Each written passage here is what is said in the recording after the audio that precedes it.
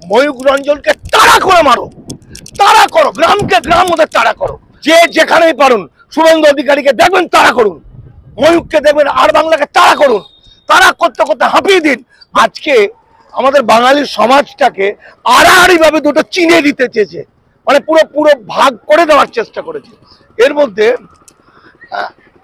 ঘটনা যেটা ঘটেছে সেটা হচ্ছে বাঙালিদের মধ্যে এমন ভাবে ওরা বিভাজন করেছে। আজকাল একজন ডাক্তার সে বলছে, এক ভদ্রমহিলা ডাক্তার সে বলছে আমি মুসলমানদের পেশেন্ট দেখবো না। একজন প্রফেসর শিক্ষিত মানুষের মনের মধ্যে একটা হিন্দু তথাকথিত নোংরা হিন্দুত্ববাদ বেরিয়ে এসছে এবং তারা সব মুসলমানদের ঘৃণা করতে শুরু করেছে, মুসলমানদের তাদের রক্ত চায়, মুসলমানদের খুন করতে চায়। এটা ধীরে ধীরে ধীরে ধীরে মানুষের মধ্যে তৈরি করেছে।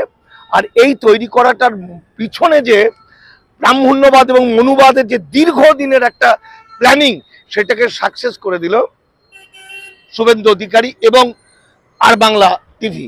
আজকের এমন একটা ভয়াবহ অবস্থা চলছে, যখন আজকের খবর হচ্ছে বম্বেতে আমার বাঙালি মুসলিমদের, কিছুদিন আগে পর্যন্ত ছিল বাংলাদেশি, আর আজকে বাঙালি মুসলিমদের দোকানগুলোকে ভাঙচুর করছে, মানুষদের পেটাচ্ছে, মানে একটা দাঙ্গা শুরু করে দিয়েছে। পশ্চিমবঙ্গে ওরা ব্যাপক পরিমাণে দাঙ্গা লাগাতো, কিন্তু দাঙ্গা লাগাতে পারছে না। তার কারণ এখানে ডিজিটাল মিডিয়া ফেডারেশন বলে একটা সংগঠন, সেই সংগঠন সমস্ত জল ঢেলে দিচ্ছে, যা প্ল্যানিং করছে জল ঢেলে দিচ্ছে।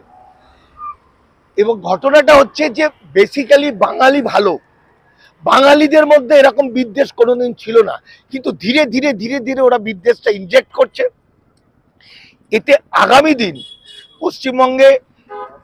দিন পশ্চিমবঙ্গে হিন্দু মুসলমানের দাঙ্গা লাগবে না, একদম আমি গ্যারান্টি দিতে পারি। কারণ পশ্চিমবঙ্গের মুসলমানরা ছোটবেলা থেকে একদম ফ্রম দ্য বিগিনিং, সে যখন কুরআন শরীফ পাঠ করছে বাচ্চাটা, সে শান্তির কথা বলছে, মানবতার কথা বলছে, তারা দেশের জন্য প্রাণ দেওয়ার জন্য প্রস্তুত। তারা কিন্তু দেখুন, এই যে করোনা আতঙ্কে, করোনার সময় দেখা গেল মা মারা গেছে, ছেলে কাঁধে করে নিয়ে যাচ্ছে না, কে নিয়ে যাচ্ছে? মুসলমান ছেলেরা। বাড়িতে ডাকাতি পড়েছে, ভয়ে সব পালিয়েছে, কে বাঁচাচ্ছে? মুসলমান ছেলেরা। এবং মুসলমানরা ভয় পায় না, কারণ মুসলমানরা বেশিরভাগ ধর্মভীরু, তারা জানে ভালো কাজের জন্য প্রাণ দিলে আমি বেহেশতে যাব। অপরদিকে আমার বাংলার যে সত্যিকারের হিন্দু, সেই হিন্দুরা মানবতাবাদী।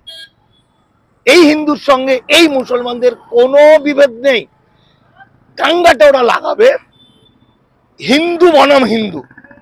অর্থাৎ ওপার বাংলা থেকে যে যারা এসছে আজ থেকে 10 বছর 20 বছর আগে, এবং লুকিয়ে চুরিয়ে তারা 2 নম্বরই পথে এসছে, এসে শুভেন্দু অধিকারীরা তাদেরকে দিয়ে কাজ করাচ্ছে, তাদের হাতে অস্ত্র তুলে দিচ্ছে, তাদের হাতে লাঠি তুলে দিচ্ছে, তারা খিস্তি কামারি করছে সোশ্যাল মিডিয়াতে। যারা মুসলমানদের মারবো করছে, সারাদিন অত্যাচার করছে, মানসিক টর্চার করছে, ঘৃণা করছে, এরা কিন্তু বেশিরভাগ অল্প দিন আগে আসা বাংলাদেশ থেকে। যেমন উদাহরণস্বরূপ ময়ূক রঞ্জন, এ সালা বাংলাদেশি মাল, 71-এর পরে এসছে, এবং এই আর বাংলার কয়েকজনই আছে বাংলাদেশে, আমাদের কাছে তার রেকর্ড আছে। এরা বাংলাকে ধ্বংস করবে, বাঙালি জাতিকে ধ্বংস করবে। আলটিমেটলি একটা দাঙ্গার পরিস্থিতি তৈরি হয়েছে।